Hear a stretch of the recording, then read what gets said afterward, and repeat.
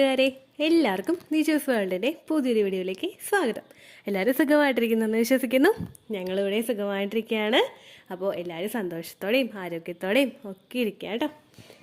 ഞാൻ ഈ പറയുന്ന 3 ശരീര അവയവങ്ങൾക്ക് നിങ്ങൾക്ക് പ്രത്യക്ഷമായിട്ട് തന്നെ വ്യത്യാസം കാണുന്നുണ്ടെങ്കിൽ ഉടനെ നിങ്ങൾ ടെസ്റ്റ് ചെയ്ത് നോക്കണം. അതിനെ പറ്റിയിട്ടാണ് ഇന്നത്തെ വീഡിയോയിൽ സംസാരിക്കുന്നത് കേട്ടോ. അപ്പോൾ അതെന്താണെന്ന്, ഏതൊക്കെ ശരീരഭാഗങ്ങളാണെന്നും ഏത് ടെസ്റ്റാണ് ചെയ്യേണ്ടതെന്ന് നമുക്ക് നോക്കാം. വീഡിയോ നമുക്ക് സ്റ്റാർട്ട് ചെയ്യാം. ഒരുപാട് നാളുകളായിട്ട് പ്രഗ്നൻസി നോക്കിയിട്ട് കിട്ടാത്ത ആളുകളുണ്ട്. അതായത് പ്രോപ്പറായിട്ടുള്ള കാര്യങ്ങളൊക്കെ നോക്കിയിട്ടും, അതായത് ഓവുലേഷൻ നടക്കുന്നുണ്ടോ, അല്ലെങ്കിൽ ഹസ്ബൻഡിൻ്റെ എങ്ങനെയാണ്, സെമൻ അനാലിസിസ് എങ്ങനെയാണ്, ഫലോപ്പിയൻ ട്യൂബിൻ്റെ പ്രവർത്തനങ്ങൾ എങ്ങനെയാണ്, ഇതെല്ലാം ട്യൂബ് ടെസ്റ്റ് ഒക്കെ ചെയ്ത് കഴിഞ്ഞിട്ട് പലരും പറയുന്നുണ്ട് പ്രഗ്നൻസി കിട്ടുന്നില്ല എന്നുള്ള കാര്യം. ഇങ്ങനെയൊക്കെ കിട്ടാതെ വരുമ്പോഴേക്കും നമ്മൾ മോണിറ്റർ ചെയ്യേണ്ടത് നമ്മളുടെ ശരീരത്തിനെ തന്നെയാണ്. ഡോക്ടർ ഒരു ഭാഗത്ത് കൂടി ഡോക്ടറുടേതായിട്ടുള്ള ടെസ്റ്റുകളെല്ലാം ചെയ്ത് മുൻപോട്ടേക്ക് പോകുമ്പോഴേക്കും നമ്മൾ നമ്മുടെ ശരീരത്തിനെയും കൂടി ഒന്ന് ഇവാലുവേറ്റ് ചെയ്യണം. അതിൽ ഏറ്റവും ഇമ്പോർട്ടൻ്റ് ആയിട്ടുള്ള ഒന്നാണ് നമ്മുടെ ഫാറ്റ് എന്ന് പറയുന്നത്. ഒബിസിറ്റി അല്ലെങ്കിൽ നമ്മളുടെ ശരീരത്തിൽ ഒരുപാട് ഫാറ്റ് ഇഷ്യൂസ് അടഞ്ഞുകൂടി കഴിഞ്ഞാൽ അതിൻ്റെ ഭാഗമായിട്ട് നമുക്ക് ഫെർട്ടിലിറ്റി സംബന്ധമായിട്ടുള്ള പ്രശ്നങ്ങളുണ്ടാകും. ഈ ഫാറ്റ് ഇഷ്യൂസ് നമുക്ക് ഏറ്റവും കൂടുതൽ അടിഞ്ഞുകൂടുന്ന ശരീരഭാഗങ്ങളുണ്ട്. ഇതിൽ ഏറ്റവും ഇമ്പോർട്ടൻ്റ് എന്ന് പറയുന്നത് നമ്മുടെ അടിവയറാണ്. നമ്മുടെ അടിവയറിന് താഴെയുള്ള പോർഷനിൽ നമ്മൾ വയറൊന്ന് ഒന്ന് പൊക്കി നോക്കി കഴിഞ്ഞാൽ ഇങ്ങനെ കുലുങ്ങുന്നത് പോലെ ഉണ്ടാകും. ഇത് ഫാറ്റ് നമുക്ക് അടിഞ്ഞുകൂടുന്നത് കൊണ്ടാണ് ഇങ്ങനെ സംഭവിക്കുന്നത്. രണ്ടാമത്തെ ശരീരഭാഗം എന്ന് പറയുന്നത് നമ്മുടെ കൈയുടെ കൈയുടെ ആ ഒരു പോർഷൻ, നമ്മുടെ അണ്ടർആമിൻ്റെ സൈഡിലായിട്ടുള്ള ആ ഒരു പോർഷനിൽ നിങ്ങൾ കൈ ജസ്റ്റ് ഒന്നിങ്ങനെ നിവർത്തുക. അതായത് കൈ ഒന്നിങ്ങനെ ചൂണ്ടുക. നമ്മൾ പ്ലെഡ്ജൊക്കെ പറയാൻ വേണ്ടിയിട്ട് പണ്ട് പിടിക്കില്ലേ, അതുപോലെ കൈ ഒന്ന് നേരെ അങ്ങോട്ട് നിവർത്തി ഇങ്ങനെ ഒരൊറ്റ ഫോഴ്സിൽ നിങ്ങളൊന്ന് നിവർത്തുക. അപ്പോൾ നിങ്ങളുടെ കൈയുടെ ആ ഒരു അണ്ടർആമിൻ്റെ ഭാഗത്തോട്ടുള്ള പോർഷൻ്റെ അവിടെ നിങ്ങളുടെ ആ ഒരു ശരീരഭാഗം അങ്ങനെ അനങ്ങുന്നുണ്ടോ എന്ന് നോക്കുക. അപ്പോൾ അതിന് അനക്കം സംഭവിക്കുന്നുണ്ടെങ്കിൽ അവിടെ നമുക്ക് ഫാറ്റ് ഇഷ്യൂസ് അടിഞ്ഞു കൂടിയിട്ടുണ്ട്. അതുപോലെ നമ്മുടെ നമ്മുടെ ആ ഒരു മുട്ടിന് താഴെയുള്ളൊരു പോർഷൻ്റെ അവിടെ നമ്മുടെ ആ ഒരു കാലിൻ്റെ ഒരു മസിൽസൊക്കെ കാൽമുട്ടിന് കീഴ്പോട്ടുള്ള ഭാഗങ്ങളുണ്ടാവുമല്ലോ, ഈ ഭാഗത്തും നമ്മുടെ ബൈസെപ്സിൻ്റെ പോർഷനാണ് കേട്ടോ അത്. ഈ പോർഷനും നിങ്ങൾ കാലൊന്ന് അമർത്തി ചവിട്ടി നോക്കുക. ഈ ഭാഗത്തും നിങ്ങൾക്ക് കുലുക്കം ഉണ്ടാവുന്നുണ്ടോ എന്ന് നോക്കുക. ചെറുതായിട്ടൊക്കെ കുലുങ്ങുന്നത് എല്ലാവർക്കും ഉണ്ടാകുന്ന കാര്യമാണ്. പക്ഷെ നമ്മൾ അങ്ങനെ കാലൊന്ന് ചവിട്ടി നോക്കുന്ന സമയത്ത് നമുക്ക് ഒരുപാടൊരു അനക്കം അവിടെ ഫീൽ ചെയ്യുന്നുണ്ട്. അതായത് 1 സെക്കൻഡോളം നിന്ന് അനങ്ങുന്നത് പോലെ അവിടെ ഒരു മാറ്റം നമുക്ക് വരുന്നുണ്ടെങ്കിൽ അത് നമുക്ക് ആ ഒരു ഫാറ്റ് ഇഷ്യൂസ് അടിഞ്ഞു കൂടുന്നത് കൊണ്ടാണ്. അതുപോലെ തന്നെ ഉണ്ടാകുന്നതാണ് നമ്മുടെ തൊടയുടെ ഒരു പോർഷനും. ഈ ഭാഗത്ത് നമുക്ക് എക്സസ് ആയിട്ട് ഫാറ്റ് ഇഷ്യൂസ് അടഞ്ഞു കൂടുകയാണെങ്കിൽ അത് നമ്മുടെ ഓവുലേഷനെ സാരമായിട്ട് തന്നെ ബാധിക്കും. നമ്മളിപ്പോൾ എന്തെല്ലാം മെഡിസിൻസ് ഒക്കെ എടുത്തിട്ട് ഓവുലേഷൻ നടക്കുന്നുണ്ടെന്ന് പറഞ്ഞാലും പ്രിപ്പയർ ആയിട്ട് വരുന്ന അണ്ടത്തിന് ക്വാളിറ്റി ഇല്ലെങ്കിൽ നമുക്ക് അവിടെ പ്രഗ്നൻസി ഒട്ടും പോസിബിൾ അല്ല. അതുകൊണ്ടാണ് ഒരുപാട് ആളുകൾ ക്ലോമിഫെൻ സിട്രേറ്റ് എടുത്തിട്ടും ലിട്രസോൾ കഴിച്ചിട്ടും HCG ഇഞ്ചക്ഷൻ എടുത്തിട്ടും ഒക്കെ പ്രഗ്നൻ്റ് ആകാത്തത്. അതുപോലെ തന്നെ നമ്മുടെ ടിപ്സ് ആണെങ്കിൽ ഗ്രാമ്പു വെള്ളം എടുത്തിട്ടും ഉണക്കമുന്തിരി കഴിച്ചിട്ടും ഒക്കെ പ്രഗ്നൻ്റ് ആകാത്തത് ഇങ്ങനൊരു ബുദ്ധിമുട്ട് നമ്മുടെ ശരീരത്തിൽ കിടക്കുന്നത് കൊണ്ടായിരിക്കും. നമ്മുടെ ഒരു ടിഷ്യൂസിൻ്റെ ഭാഗത്ത് കൂടുതലായിട്ട് ഫാറ്റ് അടിഞ്ഞു കൂടുന്നതിൻ്റെ ഭാഗമായിട്ട് നമ്മുടെ ശരീരത്തിൻ്റെ ഹോർമോണൽ കോമ്പോസിഷനെ അത് താളം തെറ്റിക്കുന്ന ഒരു തരത്തിലോട്ട് ഇത് മാറ്റപ്പെടുന്നു. PCODയും അതുപോലെ മറ്റുള്ള ഇൻഫെർട്ടിലിറ്റി ഇഷ്യൂസും ഉണ്ടാകാനായിട്ടുള്ളൊരു പ്രധാനപ്പെട്ട ഒരു റീസൺ ആണ് നമുക്കിങ്ങനെ ഫാറ്റ് ഇഷ്യൂസ് അടിഞ്ഞു കൂടുന്നത്. നമ്മൾ ഒബിസിറ്റി ഉണ്ടാകുമ്പോൾ, നമ്മൾ ഒബിസ് ആകുന്ന സമയത്ത് നമ്മുടെ ഇൻസുലിൻ റെസിസ്റ്റൻസിനെ അത് അഫക്റ്റ് ചെയ്യുന്നുണ്ട്. ഇതുമൂലം നിങ്ങൾക്ക് ഡയബറ്റീസ് ഉണ്ടാകുന്നതിന് അത് കാരണമാകുന്നു. ഡയബറ്റീസ് ഉണ്ടായിക്കഴിഞ്ഞാൽ ഫെർട്ടിലിറ്റി റിഡ്യൂസ് ചെയ്യുന്നതിനും അത് കാരണമാകും. ഒരുപാട് ആളുകളുണ്ട് ഡയബറ്റീസ് ഉണ്ടായിട്ട് ആ ഒരു ഇൻസുലിൻ്റെ ഇഞ്ചക്ഷനൊക്കെ എടുത്തിട്ട് പ്രഗ്നൻസി നോക്കുന്നവർ. എനിക്കറിയാവുന്നവർ തന്നെയുണ്ട്. എത്രത്തോളം വർഷങ്ങളായി ഇൻസുലിൻ്റെ ഇഞ്ചക്ഷൻ കൃത്യമായിട്ട് എടുത്തിട്ട് പ്രഗ്നൻസി ആയിട്ട്, അതും പ്രഗ്നൻസി റിസ്ക് ആയി നിന്നിട്ടും കംപ്ലീറ്റ് 9 മന്ത്സ് പ്രഗ്നൻസി നോക്കിയിട്ട് കിട്ടുന്നവരുണ്ട്. വൺസ് നമുക്ക് ആ ഒരു ബുദ്ധിമുട്ട് ഡയബറ്റീസ് നമുക്ക് ഉണ്ടായിക്കഴിഞ്ഞാൽ പിന്നീട് അങ്ങോട്ടേക്ക് അതിൻ്റെ കോംപ്ലിക്കേഷൻസ് ഉണ്ടാവാനായിട്ട് ചാൻസ് ഭയങ്കര കൂടുതലാണ്. പ്രഗ്നൻസി സമയത്താണെങ്കിലും ജസ്റ്റേഷണൽ ഡയബറ്റീസ് എന്ന് പറയുന്നൊരു കണ്ടീഷൻ നമുക്ക് ഉണ്ടാവാനായിട്ടുള്ള റേറ്റും ഭയങ്കര കൂടുതലാണ്. അപ്പോൾ അതുകൊണ്ട് നിങ്ങളത് ഉണ്ടാവാതിരിക്കാൻ വേണ്ടിയിട്ടുള്ള കാര്യങ്ങൾ ശ്രദ്ധിക്കണം കേട്ടോ. ഈ ഒരു ഒബിസിറ്റി നിങ്ങൾക്ക് ഉണ്ടാവുന്നുണ്ടെങ്കിൽ, ഞാൻ ഈ പറയുന്ന ശരീര അവയവങ്ങളിൽ ഒരുപാട് നിങ്ങൾക്ക് ഫാറ്റ് ഇഷ്യൂസ് അടിഞ്ഞു കൂടുന്നുണ്ടെങ്കിൽ അതിൻ്റെ ഭാഗമായിട്ടുണ്ടാകുന്ന മറ്റൊരു ബുദ്ധിമുട്ടാണ് മെൻസ്ട്രേഷനിൽ ഉണ്ടാകുന്ന ഇറഗുലാരിറ്റീസ്.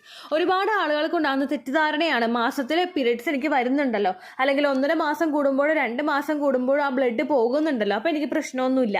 അങ്ങനെയാണ് എല്ലാവരും അസ്യൂം ചെയ്ത് വെക്കുന്നത്. അത് നമ്മുടെ ഏറ്റവും റോങ് ആയിട്ടുള്ള ഒരു അസംഷനാണ്. കാരണം എന്താണെന്ന് വെച്ച് കഴിഞ്ഞാൽ മെൻസ്ട്രേഷൻ നമുക്ക് പ്രോപ്പറായിട്ട് 21-നും 35-നും ഇടയിലല്ല പോകുന്നതെങ്കിൽ നമുക്ക് അവിടെ ഓവുലേഷൻ നടക്കില്ല. ഓവുലേഷൻ ഉണ്ടാവുന്നുണ്ടെങ്കിലും ചിലപ്പോൾ ഭയങ്കര ലേറ്റ് ആയിട്ടായിരിക്കും ഓവുലേഷൻ ഉണ്ടാകുന്നത്. അങ്ങനെ ഉണ്ടാകുന്ന അണ്ടത്തിന് ചിലപ്പോൾ ആ ഗ്രോത്ത് പ്രോപ്പറായിട്ട് ഉണ്ടാവില്ല, ക്വാളിറ്റിയും അതിനത്ര മാത്രമേ ഉണ്ടാവുകയുള്ളൂ. ഇങ്ങനെ ലോ ക്വാളിറ്റി ആയിട്ടുള്ള ഒരു അണ്ടവും ബീജവും തമ്മിൽ ചേർന്ന് കഴിഞ്ഞാൽ ചിലപ്പോൾ അവിടെ ഫെർട്ടിലൈസേഷൻ നമുക്ക് ഉണ്ടാകാം. പക്ഷേ ഒരു ഫസ്റ്റ് ട്രൈമസ്റ്ററിൽ തന്നെ ഗ്രോത്ത് നിന്ന് പോയിട്ട് ഈ പ്രഗ്നൻസി നമുക്ക് നഷ്ടമായി പോകും. ഒന്നുകിൽ നമ്മൾ തന്നെ അബോർട്ട് ചെയ്ത് കളയേണ്ട ഒരു സിറ്റുവേഷൻ വരും, അല്ലെങ്കിൽ കുഞ്ഞിന് ഹാർട്ട് ബീറ്റോ അല്ലെങ്കിൽ വളർച്ചയൊക്കെ നിന്ന് പോയിട്ട് ശരീരം തന്നെ ആ ഒരു പ്രഗ്നൻസി ടെർമിനേറ്റ് ചെയ്ത് കളയുന്ന ഒരു സിറ്റുവേഷനും വരും. അപ്പോൾ മെൻസ്ട്രേഷൻ ഇത്തരത്തിൽ ഫാറ്റ് ഇഷ്യൂസ് ഉള്ളവർക്ക് പ്രോപ്പർ ആയിട്ടാണോ എന്ന് നിങ്ങൾ ശ്രദ്ധിക്കണം. 21 ദിവസത്തിനേക്കാളും കുറവും 35 ദിവസത്തിനേക്കാളും കൂടുതലുമായിട്ട് നമുക്ക് മെൻസ്ട്രേഷൻ പോകാനായിട്ട് പാടില്ല. പക്ഷെ നിങ്ങൾ ശ്രദ്ധിക്കണം, വർഷത്തിൽ ഒരു തവണയാക്കി ഇതിനൊരു വ്യത്യാസം വന്നു എന്ന് വിചാരിച്ചിട്ട് പ്രശ്നമില്ല. കണ്ടിന്യൂസ് ആയിട്ട് ആ ഒരു വ്യത്യാസം വരുന്നുണ്ടെങ്കിൽ നിങ്ങൾ മസ്റ്റ് ആയിട്ട് ശ്രദ്ധിക്കണം. അടുത്തൊരു ബുദ്ധിമുട്ടാണ് നമുക്ക് അനോവുലേഷൻ ഉണ്ടാവുന്നത്. അതായത് ഓവുലേഷൻ എന്ന് പറയുന്ന പ്രവർത്തനം കംപ്ലീറ്റ് ആയിട്ട് സ്റ്റോപ്പ് ആയി പോകുന്ന സിറ്റുവേഷൻ. ഓവുലേഷൻ്റെതായിട്ടുള്ള യാതൊരു ലക്ഷണവും ഇല്ലാതെ വരികയും നമുക്ക് ഓവുലേഷൻ ടെസ്റ്റ് കിറ്റിൽ നെഗറ്റീവും ഫോളിക്കുലർ സ്റ്റഡി നടത്തി കഴിയുമ്പോൾ അണ്ടം വളരാത്തതുമായിട്ടുള്ളൊരു സിറ്റുവേഷൻ നമുക്ക് ഉണ്ടാവുന്നത്. അടുത്തൊരു ബുദ്ധിമുട്ടാണ് നമുക്ക് എഗ് മെച്യൂർ ആവാത്തത്. എഗ് മെച്യൂർ ആവാത്തത് അനോവുലേഷനേക്കാളും മുൻപ് നടക്കുന്ന ഒരു പ്രോസസ്സാണ്. കാരണം ഒരു 20 അല്ലെങ്കിൽ 22 mm സൈസിലെങ്കിലും ഇത് എത്തണം, ഒന്ന് നാച്ചുറലായിട്ട് റപ്ചർ ആകാൻ വേണ്ടിയിട്ട്. ആ ഒരു സൈസിലോട്ട് ഇത് എത്താത്തൊരു സിറ്റുവേഷൻ വരികയാണെങ്കിൽ അതിൻ്റെ ഭാഗമായിട്ട് നിങ്ങൾക്ക് എഗ് മെച്യൂർ ആവാത്തൊരവസ്ഥ ഉണ്ടാവും കേട്ടോ. പീരീഡ്സിനെ അഫക്ട് ചെയ്യുന്നത് പോലെ തന്നെ ഇത് നമ്മുടെ ഫെർട്ടിലൈസേഷനും അഫക്ട് ചെയ്യുന്നുണ്ട്. ഗ്രോത്ത് ഇല്ലാത്തൊരു അണ്ടം പുറത്തേക്ക് വന്നു കഴിഞ്ഞാൽ അവിടെ ഫെർട്ടിലൈസേഷൻ ഉണ്ടാവില്ല. പുരുഷന്റെ സെമൻ എത്രത്തോളം ക്വാളിറ്റി ഉണ്ടെന്ന് പറഞ്ഞാലും നമുക്ക് അവിടെ ഫെർട്ടിലൈസേഷൻ നടക്കില്ല കേട്ടോ. അപ്പോൾ അങ്ങനെ ഒരു മാറ്റം നിങ്ങൾക്ക് ശരീരത്തിൽ കാണുന്നുണ്ടോ എന്ന് നോക്കുക. സ്ത്രീകൾക്ക് മാത്രമല്ല പുരുഷന്മാരും ഒബിസിറ്റി ഉണ്ടാകുന്നത് അവരുടെയും ഫെർട്ടിലിറ്റിയും സാരമായിട്ട് ബാധിക്കുന്നുണ്ട്. ഇപ്പോൾ നമ്മൾ ഹസ്ബൻഡിനെ കാണുമ്പോഴേക്കും അദ്ദേഹത്തിന് വയറ് നല്ലതുപോലെ ചാടിയിട്ടുണ്ടെങ്കിൽ ആ ഒരു പ്രവർത്തനം നടക്കുന്നതിന്റെ ഭാഗമായിട്ട് അത് ടെസ്റ്റോസ്റ്റിറോണിന്റെ ലെവൽ റിഡ്യൂസ് ചെയ്യുന്നതിന് കാരണമാകുന്നു. ടെസ്റ്റോസ്റ്റിറോൺ, പുരുഷ ഹോർമോൺ ആയിട്ടുള്ള ടെസ്റ്റോസ്റ്റിറോൺ കുറയുകയാണെങ്കിൽ അത് ഇറക്ടൈൽ ഡിസ്ഫങ്ഷൻ ഉണ്ടാകുന്നതിന് കാരണമാകുന്നു. ഉദാഹരണം, പ്രോപ്പറായിട്ട് നടക്കാത്ത അവസ്ഥ, അല്ലെങ്കിൽ ടൈമിംഗ് ഒരുപാട് എടുക്കുന്ന ഒരു സിറ്റുവേഷൻ വരുന്നു. ഒരുപാട് ടൈമിംഗ് എടുത്തു കഴിഞ്ഞാൽ രണ്ടുപേരും ടയേർഡ് ആകാനായിട്ട് ചാൻസ് ഉണ്ട്. അതുപോലെ തന്നെ ക്വാളിറ്റിയോടുകൂടി സെമൻ പുറത്തേക്ക് വരാനായിട്ടുള്ള ഒരു ബുദ്ധിമുട്ടും അവിടെ ഉണ്ടാകാനായിട്ട് കാരണമാകുന്നു. അപ്പോൾ ഹസ്ബൻഡിനും ഒരുപാട് കുടവയറോ അല്ലെങ്കിൽ ഒരുപാട് നമ്മുടെ ബ്രസ്റ്റ് ആ ഒരു ചെസ്റ്റിന്റെ ഭാഗമൊക്കെ നല്ലതുപോലെ ഇങ്ങനെ ഇടിഞ്ഞു കിടക്കുന്നത് പോലെ ചിലർക്ക് ചെസ്റ്റിന്റെ പോർഷനൊക്കെ ഉണ്ടാവുമല്ലോ. അങ്ങനെ ഹസ്ബൻഡിനുണ്ടെങ്കിൽ അദ്ദേഹത്തിൻ്റെയും കൂടി നിങ്ങളൊന്ന് മോണിറ്റർ ചെയ്യുക കേട്ടോ. നിങ്ങളുടെ ഉയരത്തിനനുസരിച്ചിട്ടാണോ ശരീരഭാരം എന്നുള്ള കാര്യം കൂടി നിങ്ങൾ പ്രോപ്പറായിട്ട് ശ്രദ്ധിക്കണം. അങ്ങനെയല്ല എങ്കിൽ നിങ്ങളത് ക്രമീകരിക്കാനായിട്ട് ശ്രദ്ധിക്കുക. ഓൺലൈനിലായിട്ട് നിങ്ങളുടെ ഹൈറ്റ് എത്രയാണെന്ന് അടിച്ചു കൊടുത്തു കഴിഞ്ഞാൽ പ്രോപ്പറായിട്ട് ഐഡിയൽ വെയിറ്റ് ചാർട്ട് നിങ്ങൾക്ക് കിട്ടുന്നതായിരിക്കും. അതിൽ നോക്കിക്കഴിഞ്ഞാൽ പ്രോപ്പറായിട്ട് വെയിറ്റ് എത്രത്തോളം നിങ്ങൾക്ക് വേണമെന്ന് മനസ്സിലാക്കാനായിട്ട് സാധിക്കും. 2-3 കിലോ അങ്ങോട്ടേക്കോ ഇങ്ങോട്ടേക്കോ വ്യത്യാസം വന്നു എന്ന് വിചാരിച്ചിട്ട് നിങ്ങൾ വിഷമിക്കേണ്ട ആവശ്യമില്ല കേട്ടോ. ഒരുപാട് വെയിറ്റ് നിങ്ങൾക്ക് കൂടുതലാണെങ്കിൽ പ്രോപ്പറായിട്ടൊരു ഡയറ്റീഷ്യനെ കണ്ടിട്ട് ഡയറ്റ് ടിപ്സ് ഫോളോ ചെയ്യുക. അതുപോലെ വർക്കൗട്ടൊക്കെ ചെയ്ത് കഴിഞ്ഞാൽ നോർമലായിട്ട് നിങ്ങൾക്ക് പ്രഗ്നൻ്റ് ആകാനായിട്ട് സാധിക്കും. നമ്മൾ ഭയങ്കരമായിട്ട് നെഗ്ലക്ട് ചെയ്ത് കളയുന്ന എന്നാൽ ഫെർട്ടിലിറ്റിയെ സാരമായിട്ട് ബാധിക്കുന്ന ഒരു ഫാക്ടറാണിത്. ഫാറ്റ് ഇഷ്യൂസ് കൂടുതലായിട്ട് അടിഞ്ഞു കൂടിക്കഴിഞ്ഞാൽ നമ്മുടെ ബ്രെയിനും ഹോർമോൺസും തമ്മിലുള്ള പ്രവർത്തനത്തിനെ അത് സാരമായിട്ട് ബാധിക്കുന്നു. റീപ്രൊഡക്റ്റീവ് ഹോർമോൺസിന്റെ പ്രവർത്തനം പ്രോപ്പറായിട്ട് നടക്കുന്നില്ലെങ്കിൽ എൻഡോമെട്രിയൽ ലൈനിങ് വളരുന്നതിനും എഗ് പ്രൊഡ്യൂസ് ആവുന്നതിനും ഒക്കെ അത് സാരമായിട്ട് ബാധിക്കും കേട്ടോ. അപ്പോൾ നിങ്ങൾ ഒരിക്കലും അതിനെ നെഗ്ലക്ട് ചെയ്യാതെ അൺഎക്സ്പ്ലെയിൻ ഇൻഫെർട്ടിലിറ്റി ഉള്ള ആളുകൾ മസ്റ്റ് ആയിട്ട് ഈ ഒരു കാര്യം ഫോളോ ചെയ്യുക. ഒരു തവണ മിസ്കാരേജിന്റെ ഹിസ്റ്ററീസ് ഉള്ളവരും ഈ ഒരു ടിപ്പും കൂടി ഫോളോ ചെയ്തതിന് ശേഷം നിങ്ങൾ പ്രഗ്നൻസി നോക്കുക കേട്ടോ. അപ്പോൾ ഇത്രയേ ഉള്ളൂ വീഡിയോ. യൂസ്ഫുൾ ആയി കാണുമെന്ന് വിശ്വസിക്കുന്നു. യൂസ്ഫുൾ ആവുന്നുണ്ടെങ്കിൽ ലൈക്ക് ചെയ്യുക, ഫ്രണ്ട്സിനൊക്കെ ഷെയർ ചെയ്ത് കൊടുക്കുക കേട്ടോ. എന്തെങ്കിലും സംശയം ഉണ്ടെങ്കിലും നിങ്ങൾ കമൻസിൽ ചോദിക്കുക. പണ്ടത്തെ വീഡിയോയ്ക്ക് കമൻസ് ഇടുന്നവർക്ക് റിപ്ലൈ ലഭിക്കുന്നില്ലെങ്കിൽ ലേറ്റസ്റ്റ് ആയിട്ട് ഞാൻ ഏത് വീഡിയോ ആണ് അപ്ലോഡ് ചെയ്യുന്നത് അതിന് താഴെ കമന്റ് ഒന്ന് കോപ്പി പേസ്റ്റ് ചെയ്യാനായിട്ട് ശ്രദ്ധിക്കുക കേട്ടോ. അതുപോലെ ഓവുലേഷൻ ഡേറ്റ് കാൽക്കുലേറ്റ് ചെയ്ത് തരാനായിട്ട് റിക്വസ്റ്റ് ചെയ്യുന്ന ആളുകൾ എത്രയാണോ സൈക്കിൾ ലെങ്ത് അത് മെൻഷൻ ചെയ്യാനായിട്ട് ശ്രദ്ധിക്കുക. സൈക്കിൾ ലെങ്ത് എന്നതുകൊണ്ട് ഉദ്ദേശിച്ചത് ഓരോ മാസവും എത്ര ദിവസം കൂടുമ്പോഴാണോ ബ്ലീഡിങ് വരുന്നത് അതാണ് കേട്ടോ സൈക്കിൾ ലെങ്ത്. കഴിഞ്ഞ മാസം ഒരു 8-ാം തീയതിയാണ് ബ്ലീഡിങ് വന്നതെങ്കിൽ ഈ മാസം 5-ാം തീയതിയാണ് ബ്ലീഡിങ് ആയതെങ്കിൽ കഴിഞ്ഞ മാസം 8-ാം തീയതി മുതൽ ഈ മാസം 5-ാം തീയതി വരെ എത്ര ദിവസമുണ്ടോ അത് എണ്ണി തിട്ടപ്പെടുത്തുന്നതാണ് നിങ്ങളുടെ cycle length. Cycle length calculate ചെയ്യുമ്പോൾ മസ്റ്റായിട്ട് ശ്രദ്ധിക്കുക. ബ്ലീഡിങ് തുടങ്ങിയ ദിവസത്തിന് വേണം Day 1 ആയിട്ട് എടുക്കാൻ വേണ്ടിയിട്ട്.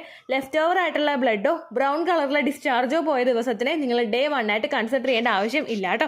വോയിസിൽ ചിലപ്പോൾ നിങ്ങൾക്കൊരു ഡിസ്റ്റർബൻസ് ഫീൽ ചെയ്യാനായിട്ട് ചാൻസ് ഉണ്ട്. താഴെ കുട്ടികൾ ഇന്ന് കളിക്കുന്നുണ്ട്, അതിൻ്റെ സൗണ്ടാണ് കേട്ടോ. ഡിസ്റ്റർബൻസ് ആയിട്ടുണ്ടെങ്കിൽ ക്ഷമിക്കുക. അപ്പോൾ അടുത്തൊരു വീഡിയോ ആയിട്ട് നമുക്ക് വീണ്ടും കാണാം. ബൈ.